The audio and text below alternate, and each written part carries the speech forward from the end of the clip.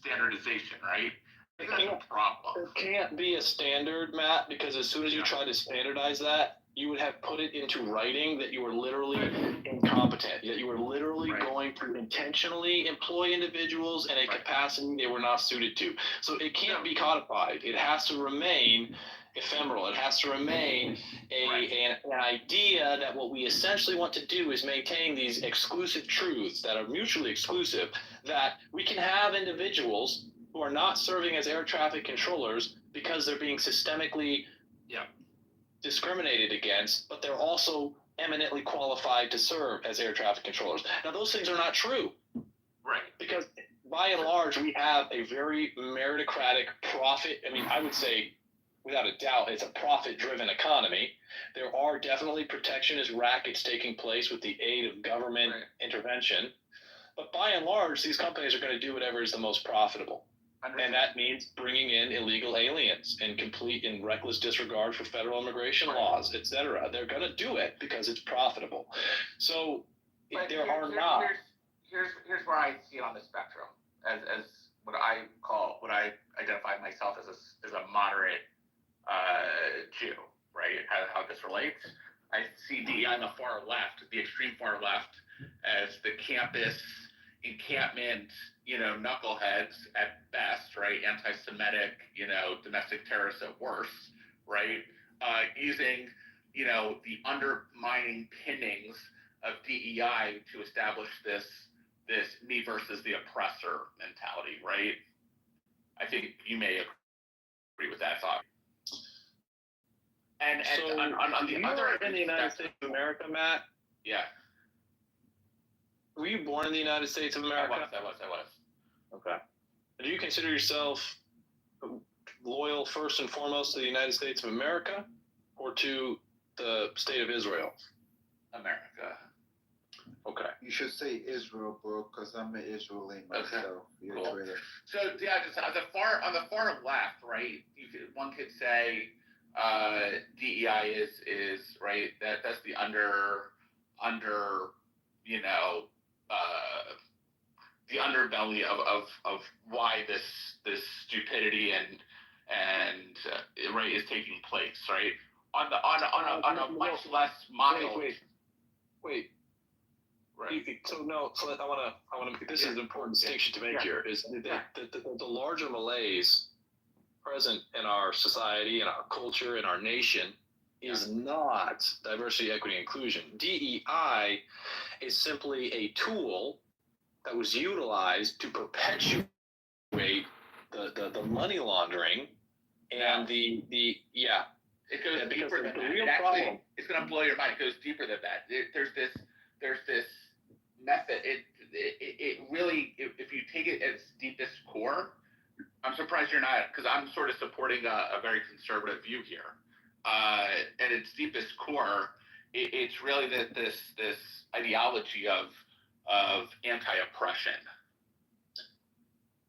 Okay, so I'm not sure. I think we agree. I don't think we're disagreeing. What I'm trying to point out to you is that if you want to look at the United States and say that, what is the root cause of the problem? The root cause of the problem is a complete lack of accountability by the population, and this rests on an inability for us to agree on some basic principles. I try to speak colloquially about this as the failure to consistently and uniformly enforce the law. And when you consistently and uniformly enforce the law, no matter how egregious it is, it forces the hands of everyone involved in that social game, that being, cops and robbers, which is the ultimate game. You look at something like the American Revolution. If you don't shut the fuck up and you continue to interrupt, I'm going to kick you so fucking hard, you're going to fly out of this room, jackass. Jesus Christ. So, you fucking Arab nigger.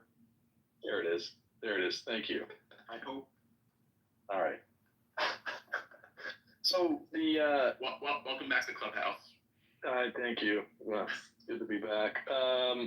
I've completely lost my train of thought, but I'm going to see if I can't find it and get back on. You have an issue. There's not a consistent uniform enforcement of the law. Take the apocryphal narrative of the American Revolution, right? The colonists, and those wealthy, well-educated individuals who ultimately come together to lead the American Revolution as we tell the story, they would not have been concerned with any kind of tariff, any kind of taxes, if they were not consistently and uniformly enforced. They would have gone along and gotten along and found their ways to make their money. The reason that it led to them revolting is because the law was consistently and uniformly enforced.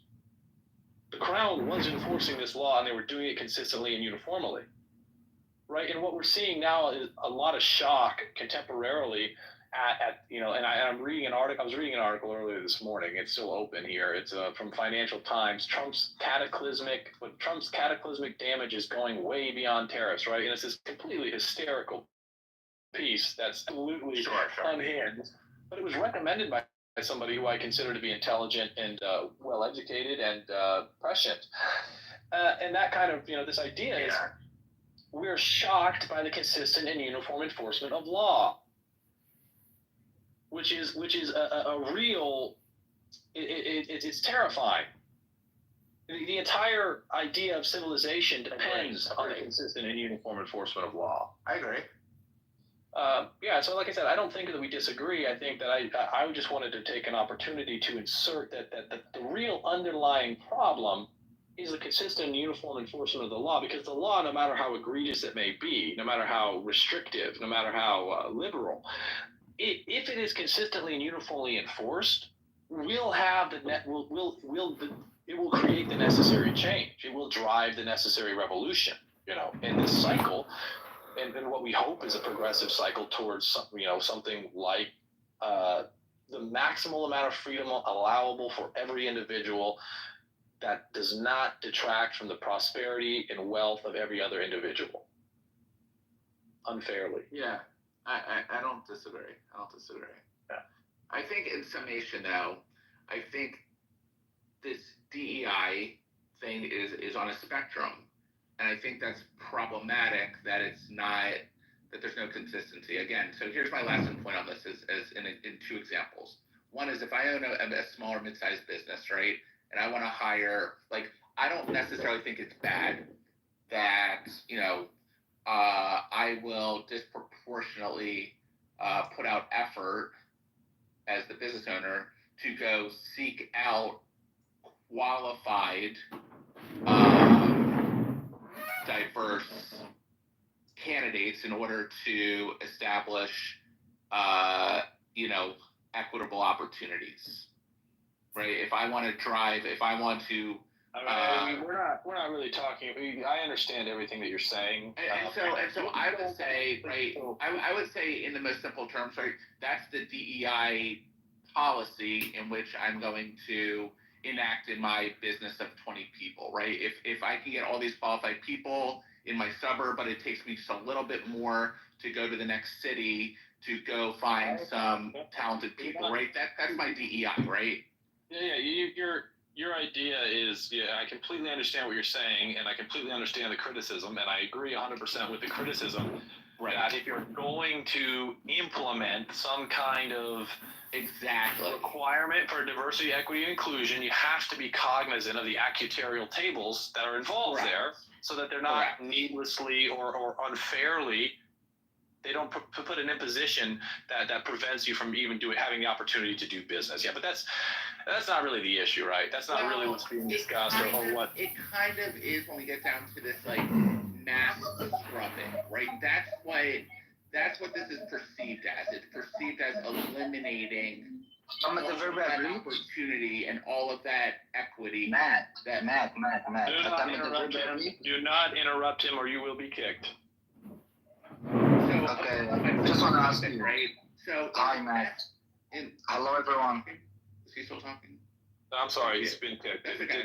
So my very last point is in that example, right? I could say that's DEI, right? And so, in the most mild and tame, understanding of the definition and the term, right? Because it has no definition in term.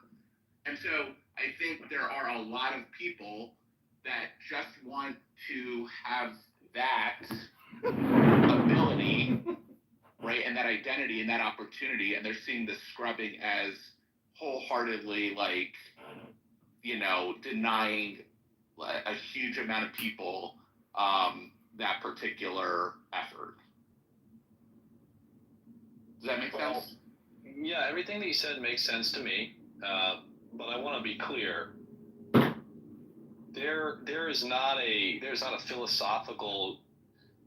There's not a realm where you can argue that we believe in liberal democracy, and a component of it is inherently diversity, equity, and inclusion initiatives. The idea that you can have a liberal democracy, but there's also a requirement that whatever governance form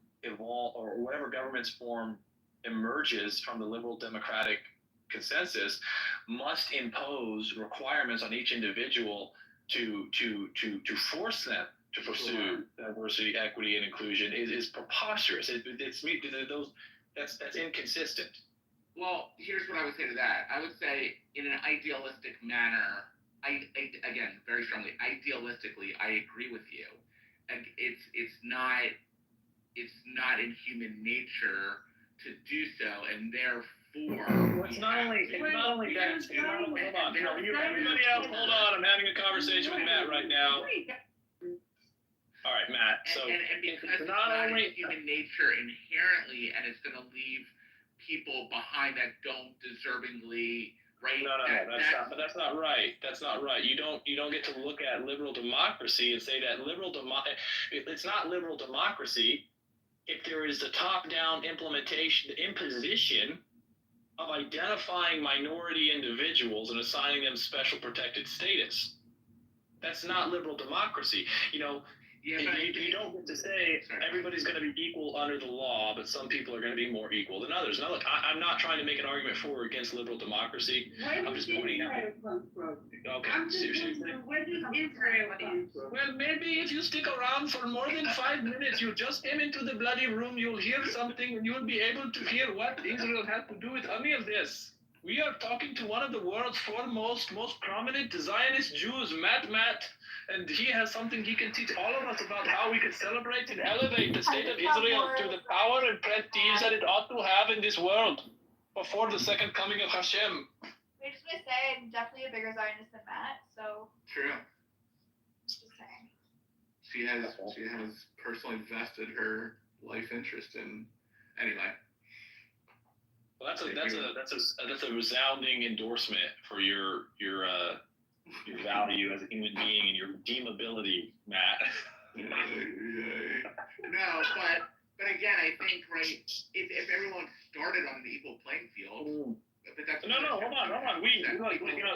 Matt, there's an opportunity here because you seem to be under a false impression derived from the Declaration of Independence, because there was so much, any time that you set out to write a document, a lot of people ask me, they say, Diogenes, you're so smart. They say I'm good looking too, but I mean, that's not relevant. They say, Diogenes, you're so smart. You should write a book. But if you're being honest, when you set out to write something, everything that you're writing comes with so much more that you're not writing. And so, it really is an artistic endeavor, a creative endeavor, but it always leaves something out. And in writing the Declaration of Independence, there's things that could be written and there's things that could not be written. I mean, he's taking a phone call, Matt. Come on, this is too important. Oh, wow. This is not, you need to put do not disturb on your phone right now. Bottom line, for anyone who's listening, who's interested in this idea of we all need to be equal before the law. I'm back. Matt. Okay, so yeah, let me try to catch you up to speed here, Matt. Anytime you write something, there's something you're not writing. And the people are going to look at what you're writing. They're going to read what you're writing. They're not going to be reading what you're not writing. But this is why it's so important that you know the audience, right? Because there's things you can't write. If the people were writing out all of their grievances to the crown, they would have been collecting signatures. They would have been writing. They would have, until their hands were cramping, and they would have never submitted a document. At some point, someone had to come in and say, look, there's things we're going to say, there's things we're not going to say. We're not going to be able to put it all into writing. And when they said, we hold these truths to be self-evident that all men are created equal, they clearly did not believe that. No one would have taken that to mean what it was interpreted to mean in contemporary America. They never intended to say that everyone is equal, even before the law, because they certainly recognized that the legal status of a man could differ. Right, but that doesn't necessarily mean that we should not try something to in the implementation and the practicality. Are you trying to suggest that we should it sounds like you're trying to suggest that we should legislate charity. No, Exactly what he sounded like. Mati. What's wrong with you? Son, don't interrupt, please. El Normo! I'm not saying that we should legislate. Sig with his fresh haircut and his big bright red Trump hoodie. Look at this. What's up, nigga? What's going on, my nigga? Hey, I hope that you're engaging in your local community, doing door to door. What do they call it? Re-immigration raids. I'm glad that you're happy about the Trump victory, Sig. We got bigger problems, though. I'm concerned. Yeah, I mean, hey, look, better than that fucking bitch. I mean, look, I gotta work with what we got, bro. It is what it is, so better than that fucking bitch off. Yeah. Matt had a good take on that essentially one way or the other, you were getting leadership that supports Israel without question.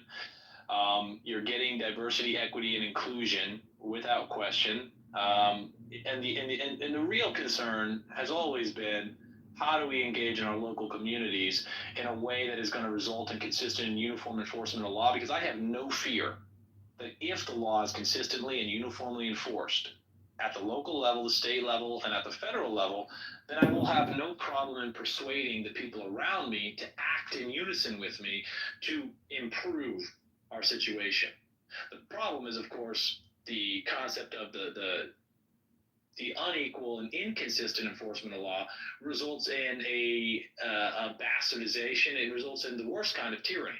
It results in a situation where you don't know what is right and wrong, and you have to just be servile and keep your head down. Or worse, you have to try and align yourself with whatever party you see as being in power, regardless of their principles or their integrity, because principles and integrity don't matter when the law is not consistently and uniformly enforced. So locally, I spoke to my district attorney. I spoke to my solicitor general. I speak to my sheriff. I spoke to my state legislature. My federal legislator will not return my calls, emails. I even went to his office. But all of those people are refusing to do anything, and they're collecting six-figure salaries to address the ongoing issue with millions of illegal aliens in this country, and tens of thousands, hundreds of thousands in the state, tens of thousands in the county. They're not doing anything about it. They don't have any intention of doing anything about it. They're still waiting for somebody else to do something about it. And I assure you that what's happening now as Trump plays with tariffs, they're not going to be trying to round them up and take them out. And as a father, I'm very upset about this, because there are military-aged males who are going to outcompete my sons and with the ability to do jobs that they ought to be doing. So when my son, turns 15, maybe even earlier, I plan on putting him to work, either directly for me, or if there's a personality conflict and he needs to learn some hard lessons on his own, working for somebody else, we can see that daddy does love him, working for someone else, doing basic labor, doing contracting, roofing, framing, plumbing, landscaping, right? But he's not going to have that opportunity unless daddy secures the border and goes to the next step, which is deporting with prejudice all of the illegal aliens who have stolen prosperity from myself and my children. Because when he goes out into that labor force, the labor force that has been endorsed and protected by Donald Trump's administration and the financial institutions, Jerome Powell said publicly, we want immigration because it suppresses wages. He's going to be turned away from having an opportunity because there's going to be people who are 30 years his senior, who have much more experience, who are going to be available and accept lower wages. And I will not rest until that is rectified. And I'd encourage you not to rest until that is rectified, and not to get convinced it's appropriate to rest on your laurels, to sit down, have a beer, and trust that the administration and the plan is, everything's in control.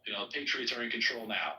We got Trump in office. We're not done, because we'll be just as bad or worse, because we're fooled a second time, as our parents, who accepted Reagan's promise that the Immigration Control and Reform Act, while granting unfairly and unjustly, shut the fuck up, then strike number 3. Goodbye. Why don't you take the jokes? What? Fucking vaginas, man. Jesus Christ. Lord, why don't you take the jobs? So, as I was saying, if we fail to act locally and consistently from the very basic level of legal organization, our counties, to identify and to remove from our counties these individuals, and to hold accountable the elected officials who do not aid us, then we will be worse than our parents, who were promised under Reagan that while the Immigration Control and Reform Act would unfairly and unjustly allow for the theft of prosperity from them and their posterity in perpetuity, there would be no further incursions on the border, because we would now begin to consistently and uniformly enforce border restrictions. And that didn't happen. At the time that the Immigration Control and Reform Act was passed in 1986, it was an argument about 3 to 4 million illegal aliens. 3 to 4 million illegal aliens in 1986 caused a public outrage that required the president and his administration mollify the public by guaranteeing the security of the border. Well, now we have J.D. Vance getting into a public debate and saying that he thinks there's 25 million, and I have bad news for anyone listening who thinks that the problem is solving itself. He's not even addressing the millions, the probably tens of millions of illegal aliens who were unfairly and inappropriately assigned the status of citizen by a bastardization and a misinterpretation of the 14th Amendment. And before Trump ever got on a goddamn stage or signed an executive order telling you that the 14th Amendment was misinterpreted, I, Diogenes Spooner, told you that the 14th Amendment was being misinterpreted. And it was. And it will be litigated. Don't interrupt me. It'll be litigated.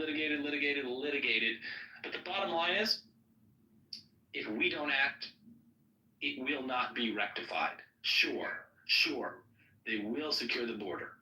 It had to be secured at some point, or the state would lose all legitimacy, period. But the real test of the administration is, will it bring to bear its authority on restoring the rights, privileges, and prosperity that follow directly from the consistent and uniform enforcement of the law, especially as it relates to the deportation of every individual who has stolen that prosperity by illegally entering and occupying this country? And the answer is no, that's not going to happen unless we act.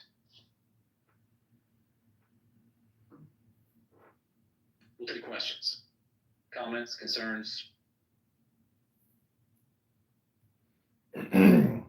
So if Trump took action with, if he used the military to do the mass deportations, and they were to get out the worst offenders and all the lawbreakers, and there was the uniform enforcement of law, how do you still address the fact that the country is irrevocably financially broke? It's complete. Great question. Did Abby pay you to throw me that softball? Because I'm about to knock that out of the park. I'm going to hit that ball so hard, the casing is going to separate from the interior of the ball. The core is going to. Okay, listen. And I hope that I will hear this idea repeated, and I'll hear some other arrogant motherfucker take credit for the idea, because the most important thing here is the idea and the implementation of this process, and not who takes credit for it. There's bigger fish to fry that's going to feed us all for years if we enact this plan. ultimately, a lot of attention is being given to the 14th Amendment because Donald Trump has started talking about how it's being misinterpreted to confer citizenship onto undeserving individuals and essentially setting the precedent, establishing an incentive for people to just get across a magical line in the sand and squeeze the baby out. The 13th Amendment is what we really need to focus on to address the current occupation by these illegal aliens of the country. I would agree with everyone who looks at the state of the infrastructure in the United States of America, the deindustrialization of our country, and says that things have to change. If we are going to have sovereignty, if we're going to have prosperity, we are going to have to be able to do things for ourselves. We're not going to be able to rely on others by manipulating financial conditions infinitely. That's going to come home eventually. So we have a labor pool. We have a massive labor pool, and I think it's beyond debate that labor pool is by and large a massive fraction of it is illegal aliens. But the great thing about violating the law, as is clear in the 13th Amendment, is you don't have rights as a citizen. You don't have rights at all if you're an illegal alien, but to the extent that there are bleeding hearts everywhere who believe that these illegal aliens somehow ought to have rights, we all agree, and it is necessary, it is a foundational element of civilization that when you violate the law, you give up your rights. At the point that you violate the law, you've given up your rights. Now, this is codified in the 13th Amendment as it pertains to violating the law, wherein the 13th Amendment clearly states that slavery is outlawed, with the exception of individuals who, through due process, have been duly convicted.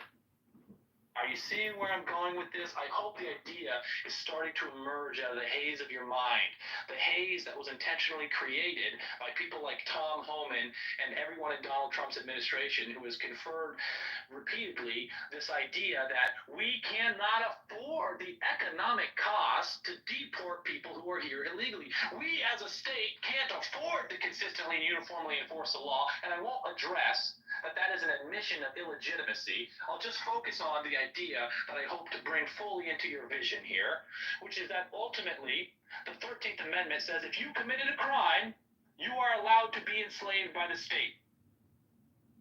So, how can we have a problem of cost when the 13th Amendment constitutionally grants the power for the states, for the counties, to duly convict criminals who illegally entered the country and to put them to work on our infrastructure, put them to work on our farms, put them to work on our buildings. But instead of the direct profit being collected by private entities who are illegally employing them, all of the benefits of that labor are now conferred directly on the county, directly on the state, directly on the nation.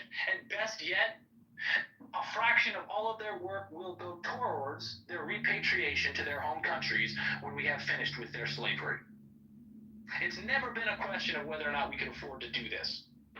It's all about creating a smokescreen and obscuring the reality from you, which is that we need no one but ourselves to create the conditions for prosperity. Does that answer your question?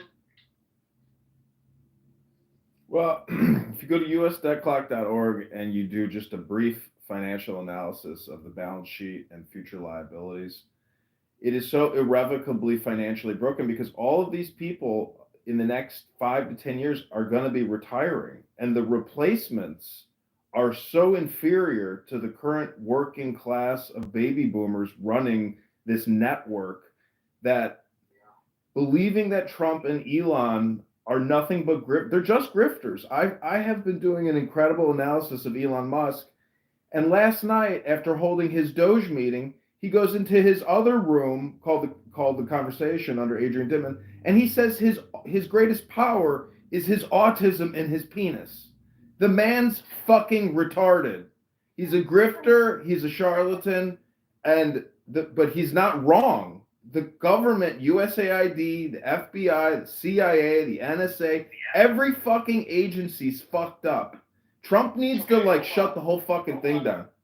Hold on. So let's not get too carried away. Ultimately, yeah, there isn't anyone who's been elected to any public office, well, most public offices, but certainly federal offices, who's interested in the consistent and uniform enforcement of law, because you don't take your salary for staying at home, if you don't have to. If you know, does that make it? I mean, you don't. Why would you do something you're not being paid to do? If you're not paying them to enforce the law, when they fail to enforce the law, you don't hold them accountable. You still vote for them. You voted for Donald Trump. You voted for Biden. You voted for Bush. You voted for people who never consistently and uniformly enforced the law, and you consistently proved your willingness to accept excuses for the failure to consistently and uniformly enforce the law. Why would they start consistently and uniformly enforcing the law now? So when you see the enforcement of the law, you can't look at it as if, well, suddenly we're back, baby. Now the law is going to be consistently and uniformly enforced, because we know through repeated observation that that's not what they do. They enforce laws selectively to attain objectives that are often hidden from us. Elon Musk, Donald Trump, they're essentially puppets, but they are working to reset the financial system. I don't know if people are paying attention to the headlines that, oh, I've got to take this call. I'm sorry. You guys argue amongst yourselves. I'll be back, Stu.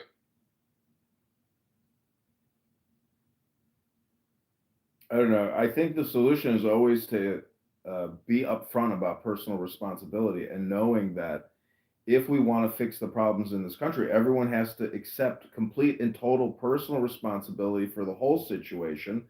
I think that the country got seriously fucked up on 9/11 because we overreacted to essentially a false flag, and we're now $40 trillion in debt with hundreds of trillions in unfunded pension liabilities. The country cannot solve this problem unless we completely reformulate what we're doing entirely. We can't, this is like plugging holes in a ship that is destined for destruction. And maybe that's just the way life is. I don't know, but I mean, when I hear Elon Musk saying that his dick is huge and his superpower is the autism in his dick, I seriously worry about communication propaganda, communication hypnosis, about totalitarian dictatorship. But I believe in dictatorship to a certain extent. I just don't think we're being extremist enough. I don't think we're being radical enough. I don't think we're being greedy enough. I don't think we're being patriotic enough. I think every day in every way, every fat fucking pig continues to lie and take their fucking salaries from a completely bankrupt government, from organizations that are essentially, and businesses that only exist because your government keeps giving them contracts for their products and services. There's no real competition because the government funds everything. All of life, all of reality comes out of the tit of debt and from our government borrowing to pay Peter, to pay Paul, to pay you. The whole system is a fraud. Well, right. That's just it. There's only been a very small number of politicians, right? That's what they are, first and foremost, are willing to put greater good in front of themselves, right? And if you're going to do something that's going to be disruptive, right, you're going to lose potentially some or a significant number of your base. And no politician is willing to do that. And so here we are, we plug away and we plug holes, right? We do just enough to say we're doing something, but right, everything else is off the table. This is a bigger problem than an individual. Yeah, the bigger problem is us. We the people. Yeah, but like it's not, right? Because the bigger problem, like who's gonna do it? It's our job, man. We're too fat, lazy, demoralized, dumb. But like you don't want that job, right? Dude, it's not about if you want a job. It's No, that job. Do you want the job of like that leadership role? Like, do you want that? You talking on a personal level, or you talking about as far as the people? Yeah, but also extrapolating like any individual, like that's why the pool of candidates suck. The pool of candidates suck because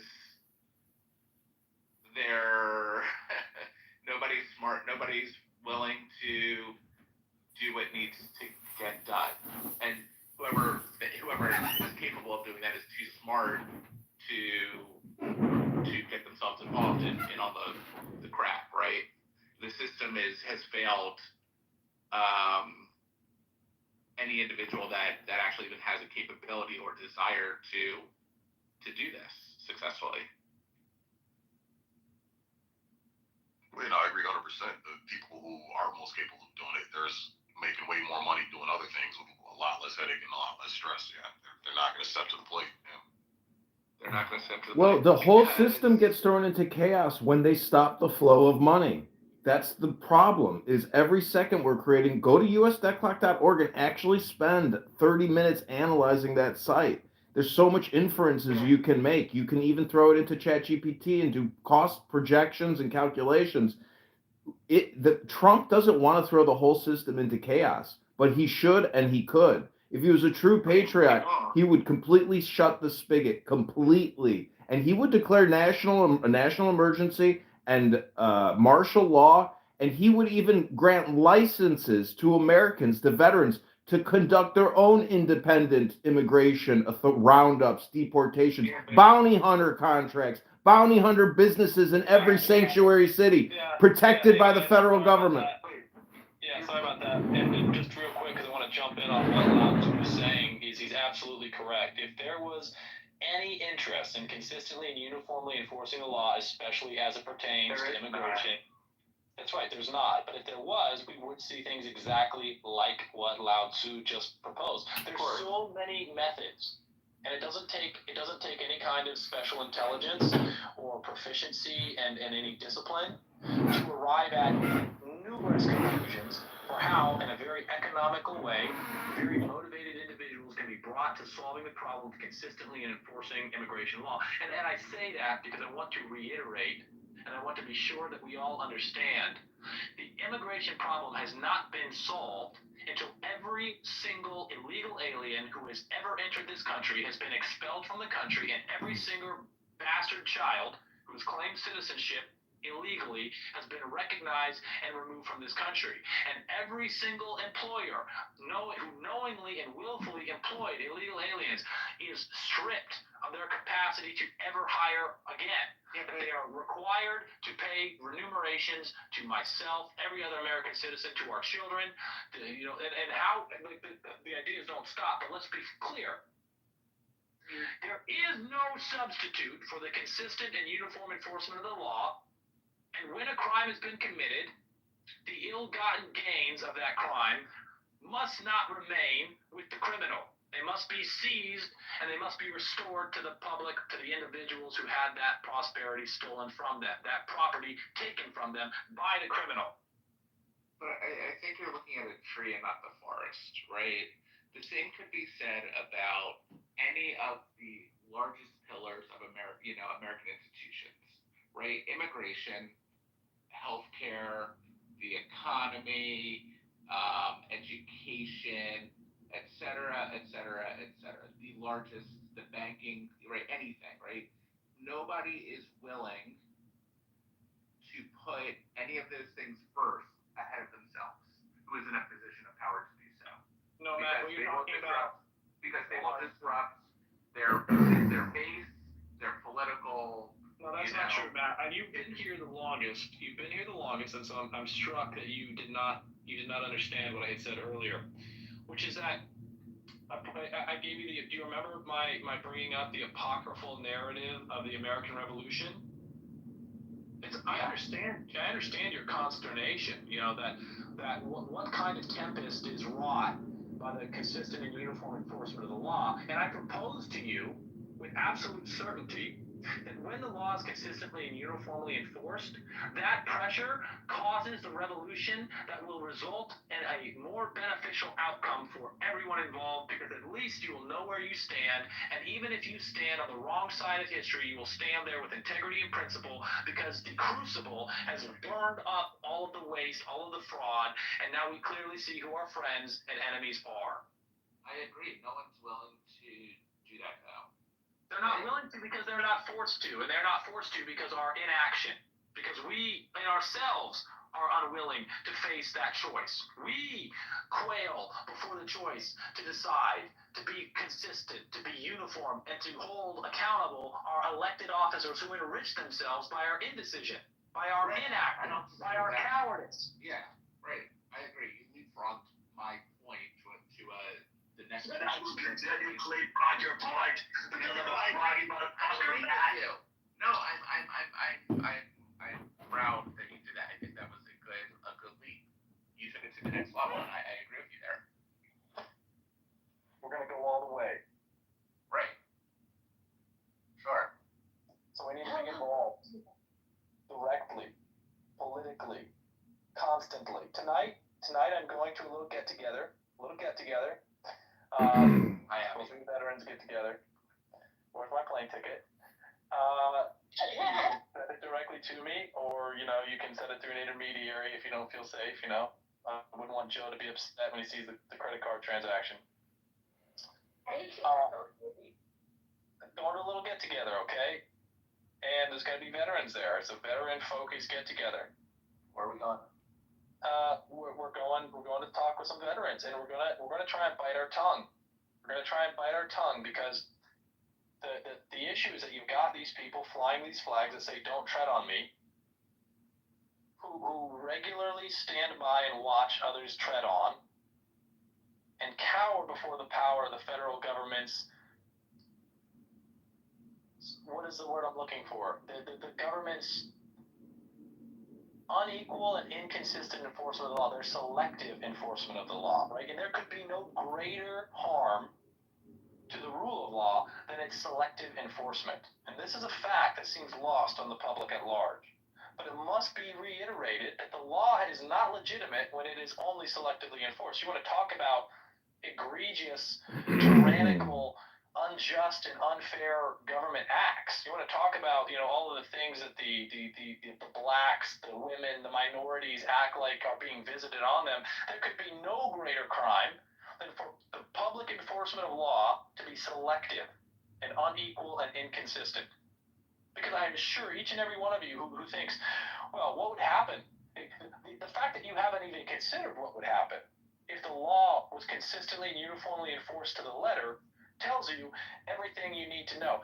When everything else you've tried has failed, the thing you haven't tried is the solution. And the thing we haven't tried is to demand all of these ridiculous pieces of legislation that absolutely conflict with one another in so many ways be enforced, so that we can stand back and watch the system crash. It is perfectly analogous to programming, where as a program develops and more code is added to the program, it becomes excessively large, it becomes cumbersome, it is no longer efficient, it requires greater and greater processing power to operate it, to actually run the program for the desired outcome. So based on a lie And at some point, it starts to crash. There's no coming back. At first it crashes every once in a while, because code sections are demanding resources that cannot be shared, they cannot be reallocated, they cannot solve the conflict, and eventually the program becomes unusable.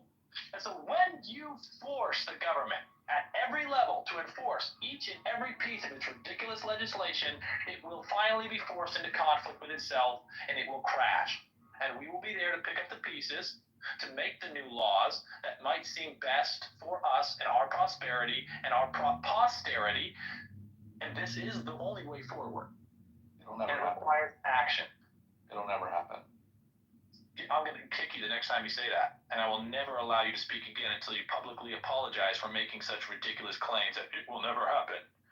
It will never happen as long as people believe someone else is going to solve the problem. As long as people believe that the election of Donald Trump signals the beginning of the restitution of democracy, it will never happen. As long as people look outside of themselves for salvation, it will never happen. But we will not look for for salvation outside of ourselves. We will look inside of ourselves and inside of our communities and inside of our families, and we will find the strength there to demand integrity and principle from our elected representatives, and we will hold them accountable. We will call our sheriff. We will call our district attorney. We will call every single person who claims to represent us at every level and demand results. And when we do that, we will have results. I don't want to hear any of this black pill nihilistic bullshit. Let me ask you a question. Why do you believe it'll happen based on historical, evidence? I couldn't. After all this time, why do you believe it'll happen? What's different now? Because I'm awake and I'm acting. Good morning. Can I just say that I fear that Donald Trump is actually not aggressive enough, not dynamic enough, that Stephen Miller and other individuals won't be selfish enough for America, greedy enough for America, patriotic enough for America? You're implying something that you should have never, that you should never imply. Donald Trump is a pussy. That's what he's saying. I agree. No. That's not what he's saying. What he's saying, he's implying it needs to be addressed. And he's implying that even if he was aggressive enough, that his heart is in the right place, that his intentions are the restitution. Like you're actually believing the rhetoric that Donald Trump wants to put Americans first. He does not. He has vested financial and personal interests that have nothing to do with the consistent and uniform enforcement of the law. Donald Trump got on the stage in 2015 and said something that ought to have immediately disqualified him for every intelligent American who believes in the consistent and uniform enforcement of the law. He got on the stage and he said, I enrich myself by flagrantly violating federal law, and I'm going to continue to do it until somebody stops me. But the people that voted for him are objectively not intelligent. It's irrelevant. It's irrelevant. That's not. But you said you the talked level about of intelligence. How do you know they're not subjectively intelligent, Matt? The level of intelligence of his voter is not relevant to the fact that he made a statement that he does not care about the any intelligent person should have dismissed him. And so that's correct. That's correct. Any intelligent person should have dismissed him, and they did not dismiss him, which makes it abundantly clear. Because they're not intelligent. No, I'm saying the intelligent people. Matt, stop interrupting me. Stop interrupting me. The implication, Lazu is making the implication that the issue could possibly be that Donald Trump is not aggressive enough. But it wouldn't matter how aggressive Donald Trump was. That is not going to solve our primary problem because he doesn't have any interest. All of that aggression would be for naught. His agenda is not the consistent and uniform enforcement of law in this country. And that is the sole reason you elect officers to the presidency. That is the primary duty and responsibility of executive. Complete idiots. That's right. They are complete idiots. And so unless we act locally, unless we get out and act, because we are not idiots. We are geniuses. We are five-head, 150 IQ, woke motherfuckers who understand what is right and wrong. We understand principle. We understand truth. And we understand why civilization depends on consistent and uniform enforcement of law, and all else is fraud, deception, and grift. Hi, I'd like to interrupt Matt, and I would like to offer anyone in this room a free pocket-sized Constitution and a 357 Magnum and 10 rounds. I will personally ship it to you. Just hit me up in the DMs. It's called the Constitution Keepers. It's a new organization I started. You're going to jail, buddy. I got to hit him up. He's going to send you to federal pound in the ass prison for several years. Good idea, guys. Just DM him your address, your legal name, and a picture. So the point is, you keep saying enforcement of laws. The point is, we have too many laws. It's insane. But again, I can't urge, and everybody has to go to us.clock.org and see that there are 226 trillion in unfunded liabilities. That's 700,000 for you individually. You're already beyond bankrupt and you don't know it. We just don't feel it yet because this empire is that big. But I don't know, maybe we just keep kicking the can down the road. Then why do we care? Because Trump and Elon Musk say this is the moment. This is the only window we have to stop pussies like you and all the LGBTQ and all the trans and all the schwartz and all the cocksucking motherfuckers that ruin everything because they're fucking ignorant fucks. Their culture sucks. The country sucks. If Trump was a real leader, he would recall the whole military today and take the fucking country over, state by state, arrest by arrest, and do it from a fucking war bunker. If that's what I hope it comes to. I hope there's nuclear war. I hope Trump takes back America. I hope the whole fucking scam stops today, but it won't. I mean that from the bottom of my heart. I mean that from the bottom of my heart. Yeah. I mean, yeah. Listen, Matt, do you know businesses in my neighborhood get taken over every night, broken into? The police don't run stings and operations and executions. There's no capital punishment in this country. We're completely bankrupt. The whole system's fucked up. You just don't know it yet. Hold on. Loud. Give me one moment, because he asked a question, and I want to clarify that you did provide him an answer, lest he run away from this, believing that he was never satisfactorily answered. He asked, why does it matter? He's making the point that there is good evidence that this country is essentially bankrupt. And if you think that participating in this country, being a citizen of this country, having a primary allegiance and loyalty to this country is somehow consistent with not being concerned about the economic status, the fact that we are in essence in a default. And let me clarify that we are in fact in a state of default. And they're not going to run to the presses with this information, but they have quietly, for those that pay attention, for those that are in the know, for those that have assets to protect, release the relevant information about the financial status of this country. Ultimately, the Federal Reserve is required by law to remit revenues to the Treasury, which is to say that where the Federal Reserve has its power to purchase things on the open market, things like mortgage-backed securities, treasuries, it buys treasuries, that's right. The purchase of a treasury is a net revenue generating event because it is a promise by the government to receive your investment plus a percentage after a given period of time has elapsed. Many people don't know this, but the Treasury has agreed to, the Federal Reserve has agreed to buy treasuries, and then when the government is not able to pay, to forego requiring the payment thereof. Do you know what that's called, ladies and gentlemen? That is a fucking bankruptcy. That is a default. That is a failure to pay your obligations.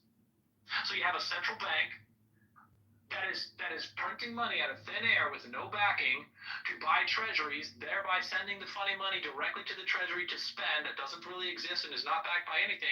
And even the free money they're getting from the Federal Reserve cannot induce enough tax receipts or enough investment in the country from other currencies to result in a net revenue that could allow them to pay off their debt to the Treasury or the Federal Reserve. So the Federal Reserve has agreed we're not going to call their debt. It doesn't make us solvent. The fucking country is bankrupt. They use the excuse of COVID to say that banks are no longer going to be required to have any kind of reserves. Banks, as of this time, when we've, I guess, kind of generally agreed that COVID is no longer a novel, unique pandemic that is ravaging our populations, there still has been no return to the normalcy of a required reserve for the banks. Look it up. Go Google it right now. What are the reserve requirements for banks in the United States? Zero! A big fucking zero! That's how much they're supposed to collateralize all of the debt that they've issued and continue to issue. We are bankrupt.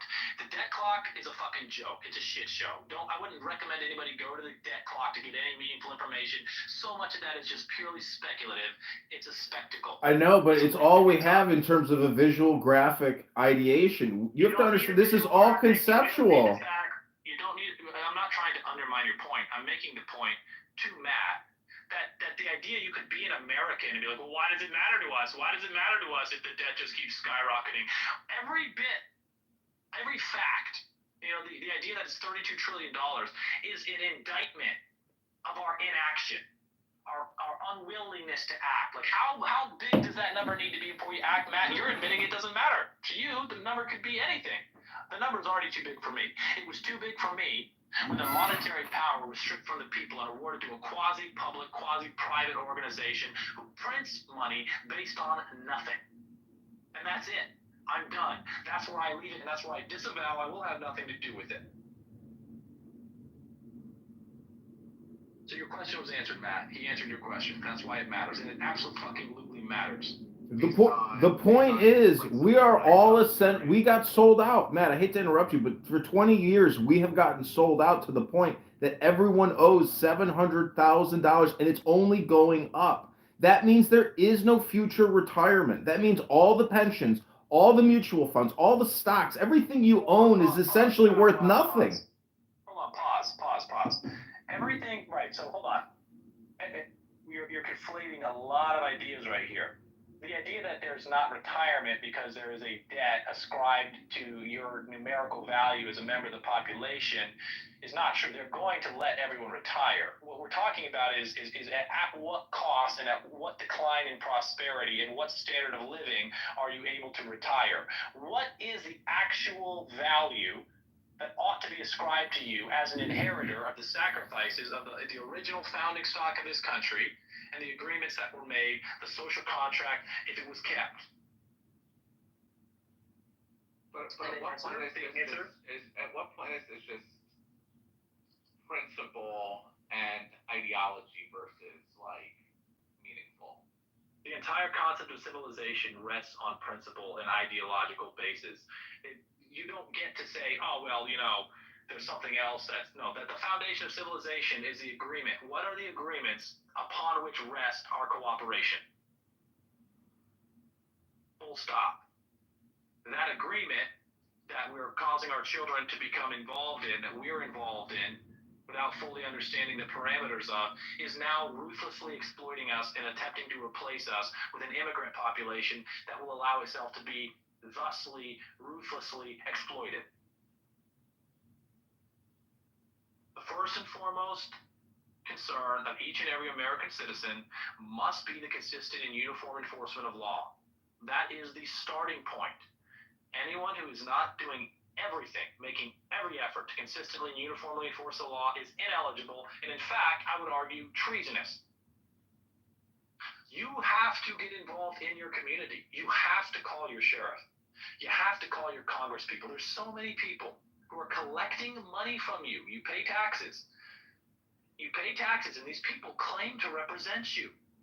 But they couldn't be further from representing you. They hold you in contempt because you never hold them accountable. And as a child who did things I shouldn't have done, I remember the feeling of holding my authorities in contempt because they would set a law, they would set a standard, and I would defy it and I would not be punished. How can our representatives represent us or even respect us if they are never held accountable? If heads never roll for their ruthless exploitation of us, for their intentional, knowing replacement of us with a pliable population of criminals.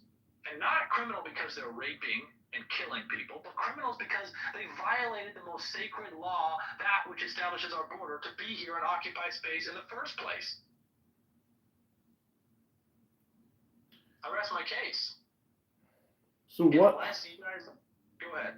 I was going to say about the Federal Reserve, like that's the big problem, meaning that their independence, the fact that Jerome Powell can say, we'll do whatever we want to do.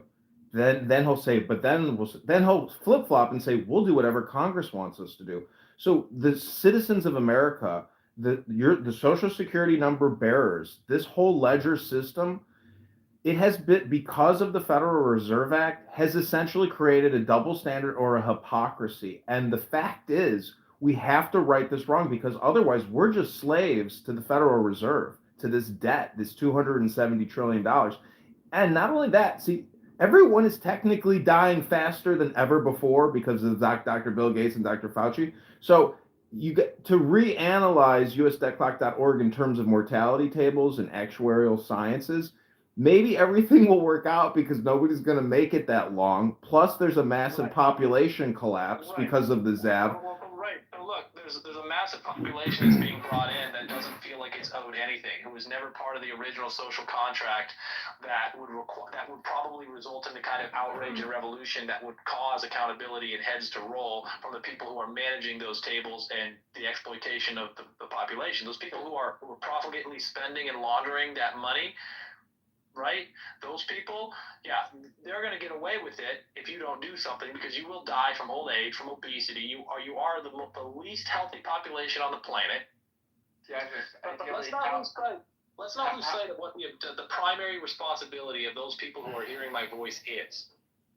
It is to recognize that Donald Trump, Scott Besson, Tom Homan, J.D. Vance, Tulsi Gabbard, Robert F. Kennedy Jr., none of these characters, none of these people are going to do anything that you do not force them to do by becoming active in your community and developing the necessary causal chain that starts in your community, in your county right now, and you need to fucking get involved.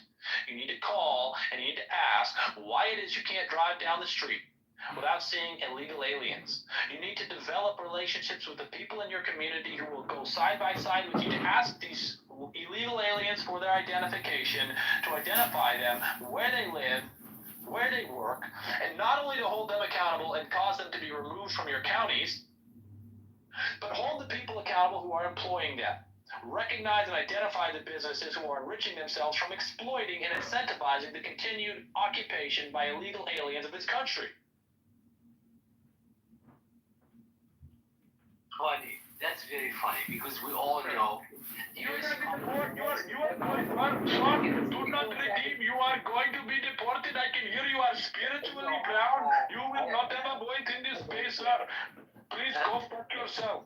Go fuck yourself and fuck your fucking came on a fucking boat from Delhi. Fuck you. You will never be American. You are fucking spiritually and physically brown, you son of a bitch. Get out of here, you fucking shit-stained motherfucker. Quick question.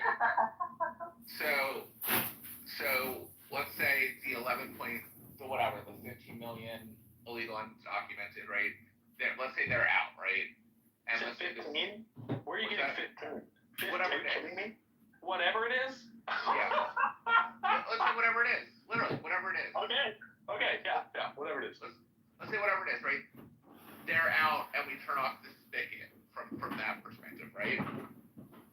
So we consistently and uniformly enforce the law. Yeah, okay. In that, right? What percentage of the spigot is like still going, right? It's not the only. That's not the only. Did you say spigot? It's spigot, Hold on, Matt. Yeah, hold on. I'm confused here. What are you trying to say, Matt? You're saying. I mean, at first I think I understand you. You're saying, look, the debt is still the debt's still rolling, right? That's No. Let's be clear. Let's. I'm gonna indulge you, Matt. No, I'm gonna indulge you. Do you want to ask a question about Candyland? All right, I'm gonna have to ask my mod, Radfem Hitler, please ensure that he doesn't interrupt me for the next 10 minutes. I am going to engage. Yeah, show him you like a good boy. I'm going to engage in the fantasy that Matt wants me to go into. Wait, I just want to clarify. Strike one. I'm going to engage in the kind of fantastical thinking that Matt wants to engage in. Strike two. I will put them in the audience and put them back up when you're done. All right. So, Matt is saying, I don't know what the world looks like if we actually consistently and uniformly enforce the law. So let's go ahead and speculate. What would happen? What would happen if we said, hey, the border is in fact closed and we are not going to allow anyone across the border without proper vetting? If you're here, you're here legally. Okay? And then we went through all of the country. From the top of Alaska to the south of Texas or Florida. I'm not sure which one is longitudinally further south, but you cleaned house. You literally went through and said, we're going to consistently and uniformly enforce the law. And the cost of this is not an issue because I can tell you all of the ways that it won't cost us a dime. And in fact, we can enrich ourselves nationally and deport them. Isn't that crazy how human ingenuity works? Well, suddenly, overnight, the value of being a citizen has skyrocketed. You look at this actuarial table that Lao Tzu is talking about, this debt clock, and saying, well, we have this debt, and each citizen has this debt assigned to them. Well, if you go through and remove all of the people who are not citizens who are acquiring benefits from occupying space, who are competing with you for housing, competing with you for the products that are being sold at incredibly, insanely marked up prices, that have such a maligned, disrupted perception of value that they're being shipped in from foreign countries when they could be grown in your backyard, your value as a citizen immediately skyrockets. Suddenly the government has to care about you. Your local government, your state government, your federal government, they have to care about you because there's no one else. If you stop paying your taxes now, they will wither and die on the vine. Suddenly your import and your importance, your impact, your being has become enormously powerful. Now companies that want to earn revenue from turning commodities into useful products or services can no longer rely on exploiting cheap foreign labor. Now they have to appeal directly to you and offer you a solution. They have to come to you at terms that you will agree to, because they can't undermine you with practically illiterate, non-English speaking individuals who were purposefully bussed into your cities by the governors who claim to be defending the law that they're supposed, they swore an oath to uphold and defend. What happens if we go and clean house and we take all the people who violated the law to be here? We would approach a glorious, prosperous, beautiful future.